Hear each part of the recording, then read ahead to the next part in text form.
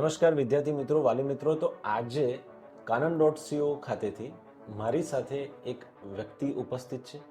આ એક કોઈ સામાન્ય વ્યક્તિ નથી, આ એક એક્સપર્ટ છે. અને એક્સપર્ટ પણ કેવા કે ભારતના વિદ્યાર્થીઓએ ભારતની બહાર જઈને જો એમબીબીએસ જેવો કોર્સ યાની કે MBBS MD similar two MBBS જે એમડીનો કોર્સ થતો હોય છે, જ્યારે એ પરસ્યુ કરવો હોય તો કયા દેશમાં જવું જોઈએ, કેટલું બજેટ થાય, એના માટે કયા ડોક્યુમેન્ટ્સ હશે, એની શું એલિજિબિલિટી ક્રાઇટેરિયા છે, આ બધા વિષયો પર વાત કરવા માટે 15 વર્ષથી જે ગુજરાત અને સમગ્ર ભારતમાંથી હજારો સ્ટુડન્ટ્સને અલગ અલગ દેશો જેવા કે Russia, Georgia, Belarus, Saint Lucia, Nepal, આ અલગ અલગ દેશોમાં મોકલનારા વ્યક્તિ છે એવા ડૉક્ટર ઉમંગભાઈ પટેલ મારી સાથે છે. Sir, thank you very much, તમે અમને ટાઈમ આપ્યો.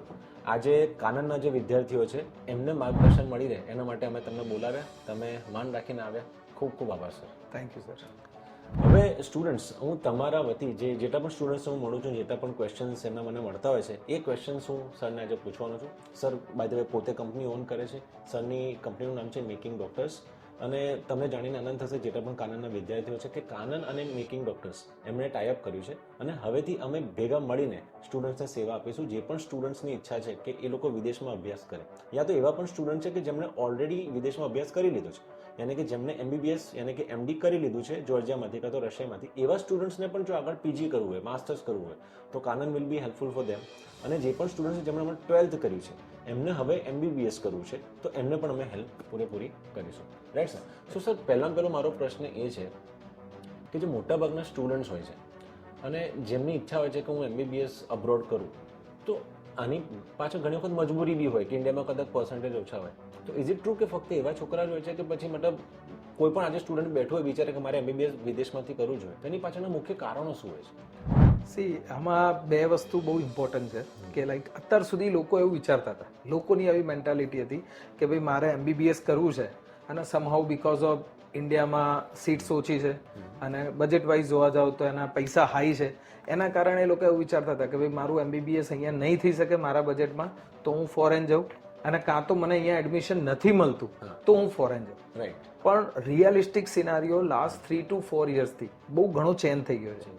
હવે પછી લોકો જેમ તમે કીધું કે પીજીનું વિચારતા હોય છે, કારણ કે હવે એમબીબીએસ એ લાસ્ટ ગોલ નથી. પીજી, સુપર સ્પેશિયાલિસ્ટ કરવું આ બધાની રિક્વાયરમેન્ટ હોય છે. અને એના માટે ઘણા બધા વિદ્યાર્થી એવા છે જેના 500+ માર્ક આવ્યા છે.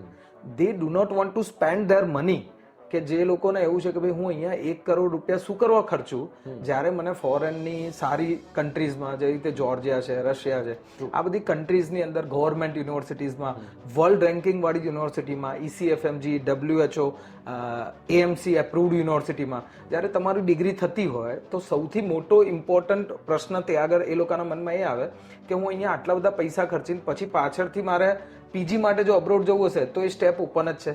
તો પછી બેટર છે કે હું અત્યારે યુજી માટે અબ્રોડ જાઉં અને સાયમલ્ટેનિયસલી હું મારી પ્રિપેરેશન કરું અને એવી કોલેજમાં જાઉં કે જે જગ્યાએથી મને યુએસએમએલના ઓપ્શન, પ્લેબના ઓપ્શન્સ, યુરોપની એક્ઝામ્સના ઓપ્શન અને ઓસ્ટ્રેલિયાની એક્ઝામના ઓપ્શન આ બધા ઓપન થઈ જાય.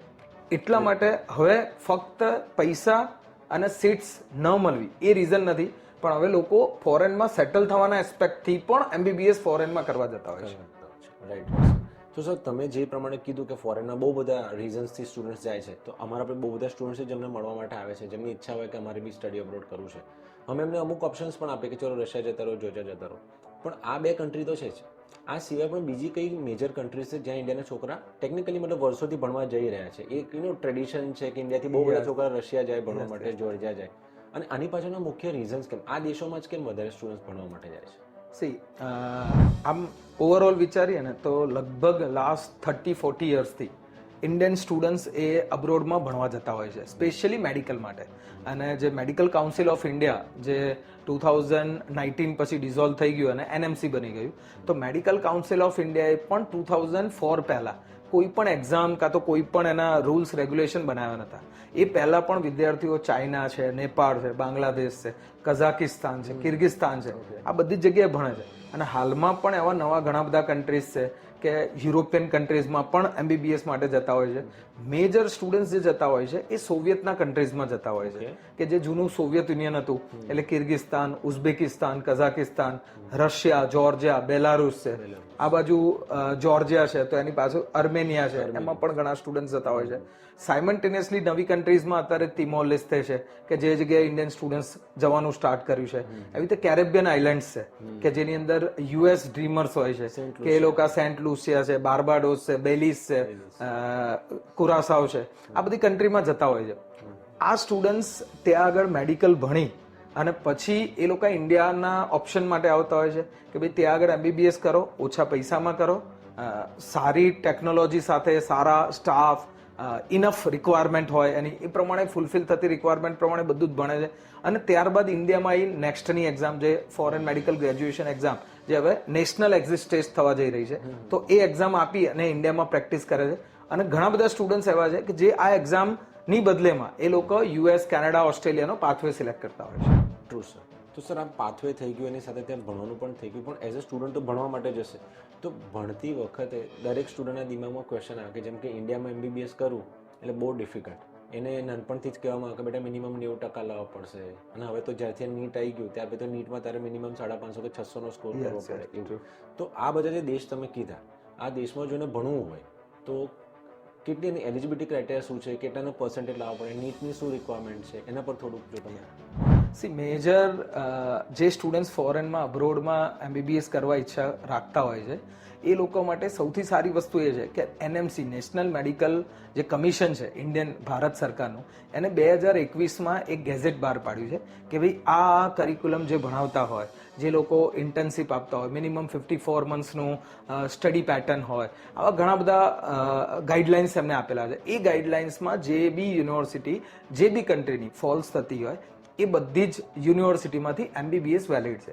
અને એના જ માટે આ બધી કન્ટ્રી ભારત જોડે બહુ જ સારા રિલેશનવાળી કન્ટ્રી છે.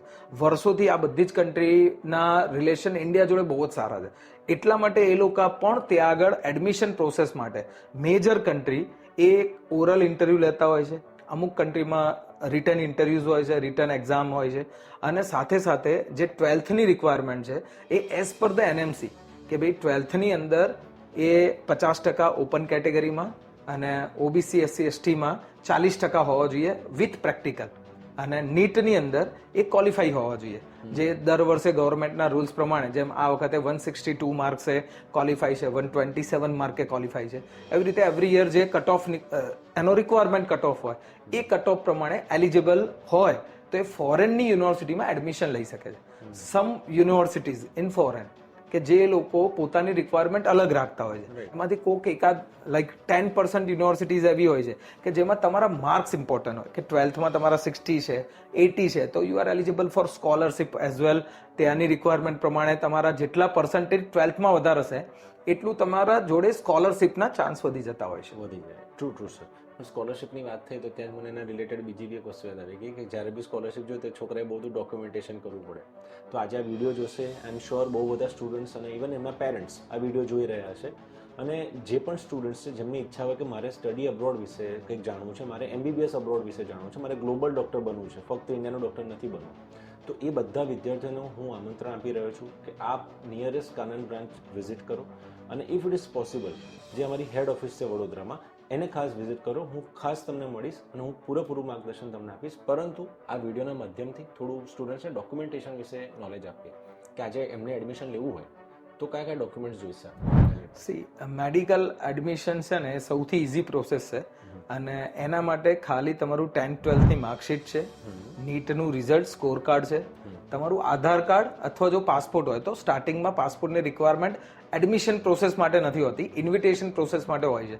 એટલે આધાર કાર્ડ અને એક ફોટો, આટલા ડોક્યુમેન્ટ સ્કેન કોપી હશે તો તમે એડમિશન પ્રોસેસ માટે એલિજિબલ છો. આના બેઝ ઉપર આપણે એડમિશન કરી શકીએ છીએ. અને વધુમાં જ્યારે સ્કોલરશિપની વાત થઈ તો એક વાત વધુ એડ કરું કે ગુજરાત સરકાર, we are based on Gujarat, so આપણા બધા માટે આનંદની વાત એ છે કે ગુજરાત સરકારની 15 લાખની એજ્યુકેશન લોન સહાય યોજના છે કે જેના થ્રુ 15 લાખ એક ગુજરાત સરકાર MBBS અબ્રોડમાં કરવાવાળા સ્ટુડન્ટ્સને આપે છે. તો એના માટેના બી ક્રાઇટેરિયા છે કે જેની અંદર એની વાર્ષિક આવક હોય 6.5 લાખની, જે વાર્ષિક આવક મર્યાદાની અંદરમાં હોવા જોઈએ એના પેરેન્ટ્સ, અને સ્ટુડન્ટ્સના 60% હોવા જોઈએ. જો આ બંને રિક્વાયરમેન્ટ હોય તો બાકીની જે નાના નાના ડોક્યુમેન્ટ્સની રિક્વાયરમેન્ટ હોય એ ફૂલફિલ કરો તો ગુજરાત ગવર્મેન્ટ તરફથી 15 લાખ મળે છે, જે 6.5 વર્ષ પછી ભરવાના છે અને ફક્ત 4% વ્યાજ દરે. તો આ તો બહુ મોટી એક મદદ કહેવાય સરકારશ્રી તરફથી. તો આ તમે મને લોનની વાત કરતા જોડે જોડે બીજો બી એક પ્રશ્ન છે કે મોટા ભાગના સ્ટુડન્ટ જેમની સાથે મારી ફોન ઉપર વાત થાય કે પછી રૂબરૂ મુલાકાત થાય, એ ગમે તે કન્ટ્રીનું કાઉન્સિલિંગ માટે અમારી કંપનીમાં આવ્યા હોય, પરંતુ એ લોકોનો એક ક્વેશ્ચન હોય છે કે સર મારું બજેટ કેટલું થશે. એટલે આજે 6 વર્ષનો પ્રોગ્રામ છે, MD પ્રોગ્રામ કરવા જાય. બાય ધ વે એકવાર સરળ શબ્દોમાં કહું તો ભારતમાં જેને MBBS આપણે પ્રોગ્રામ કહેતા હોય છે એ જોર્જિયા, રશિયા કે પછી બેલારુસ, આ જે બી સોવિયત કન્ટ્રી થઈ ગઈ, પછી કઝાકિસ્તાન, ઉઝબેકિસ્તાન, કિર્ગિસ્તાન, આ બધા દેશમાંથી જ્યારે છોકરું ભણીને આવે ને તો એને MDની ડિગ્રી મળે.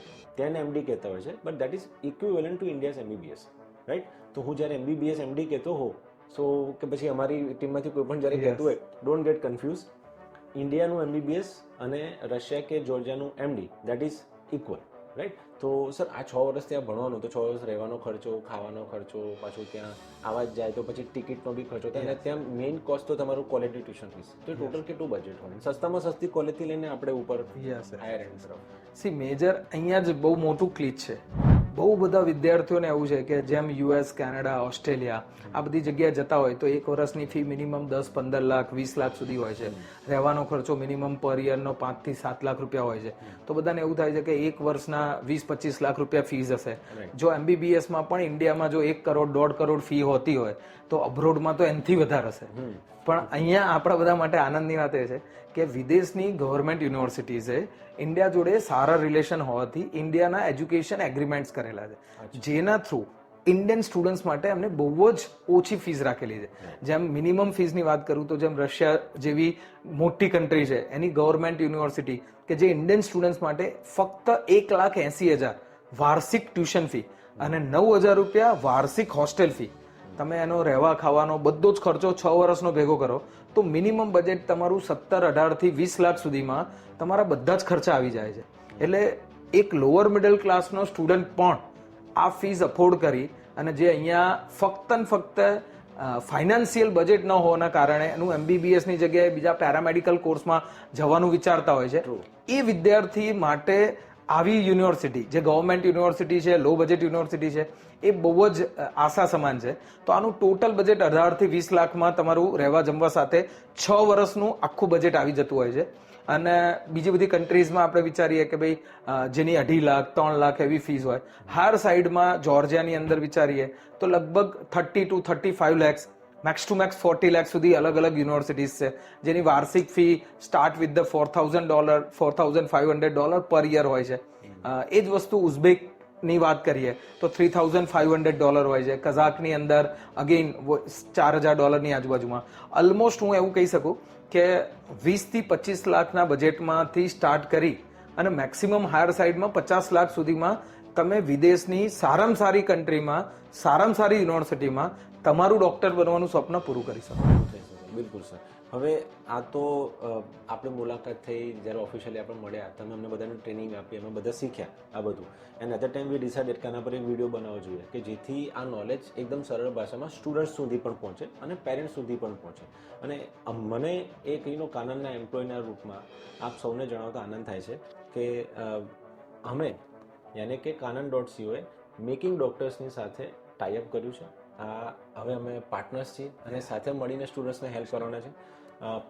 છેલ્લા 24થી વધારે વર્ષ થઈ ગયા અમને કે અમે અત્યાર સુધી કેનેડા, USA, UK, અલગ અલગ દેશોમાં, ઓસ્ટ્રેલિયા, ન્યુઝીલેન્ડ, સ્ટુડન્ટ્સને જર્મની પણ જવું હોય તો આ બધા દેશમાં સ્ટુડન્ટ્સને અલગ અલગ પ્રોગ્રામમાં જ્યારે એડમિશન લેવું હોય, ત્યાં જઈને ભણવું હોય, ભવિષ્યમાં ત્યાં જઈને સેટલ થવું હોય, એના માટે હેલ્પ કરી છે. અને અત્યાર સુધી 78,000 કરતાં વધારે સ્ટુડન્ટ્સને અલગ અલગ દેશોના વિઝા આપવામાં બહુ હેલ્પ કરી છે.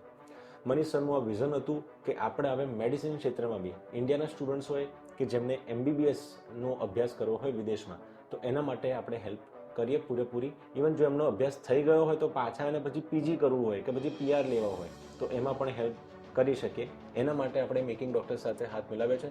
તો sir thank you very much, તમને મળીને ખૂબ આનંદ થયો. Thank you sir.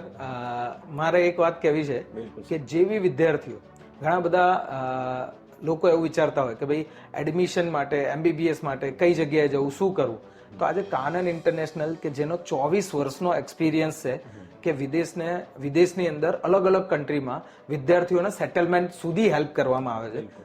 મેડિકલ એક ક્ષેત્ર એવું હતું કે જેમાં આ કમી હતી મેડિકલમાં મેજર લોકો ખાલી ડિગ્રી એટલે MBBSની ડિગ્રી મળે ને ત્યાં સુધી એડમિશન કાં તો સપોર્ટ સિસ્ટમ આપતા હતા. અમારા જેવી સંસ્થાને પણ આજે અમારા વિદ્યાર્થીઓને જ્યારે યુજી સુધી મહેનત કરાવી અને યુજીની ડિગ્રી જ્યારે MBBS MDની ડિગ્રી અપાવતા હોઈએ ત્યારે પીજીનો સ્કોપ ઓપન હતો, પણ પીજી માટે શું કરવું એનું ગાઈડન્સ નહોતું. ત્યારે કાનન ઇન્ટરનેશનલે આજે યુએસની અંદર અલગ અલગ ઇન્સ્ટિટ્યૂટ સાથે એમનું ટાઈપ કરી અને છોકરાને યુએસએમએલી કેવી રીતે કરવી, પ્લેબની એક્ઝામ ડ્યુરિંગ સ્ટડી કેવી રીતે પ્રિપરેશન થાય, છોકરો જો યુએસએમએલી ના કરી શકે તો એની સામે સાયમલ્ટેનિયસલી બીજો સ્કોપ કે ભાઈ ફિઝિશિયન એસોસિએટ કેવી રીતે થઈ શકે, તે આગળ જઈને $1 લાખ $1.5 લાખ થી એની સેલરી સ્ટાર્ટ થાય છે. તો આનો પાથવે તે આગળ સેટલ થવાનું ડોક્ટર તરીકે સૌથી સારી આ બધી જ કન્ટ્રીની અંદર એ કેવી રીતે પ્રેક્ટિસ કરી શકે અને એનું જે સપનું છે કે ડોક્ટર બનવાનું સાથે સાથે હાઈએસ્ટ લેવલની ઇન્કમ, હાઈએસ્ટ લેવલનો રિસ્પેક્ટ અને સાયમલ્ટેનિયસલી સેટલમેન્ટ ઓપ્શન. તો આ બધાનું ઓલ ઇન વન સોલ્યુશન એટલે કાનન ઇન્ટરનેશનલ. તો આવી જગ્યાએથી જો આપણે ગાઈડન્સ લઈશું અને સપોર્ટ સિસ્ટમ લઈશું તો teal you become a citizen or till you become a registered doctor in PG field, in specialized field, we are always with you.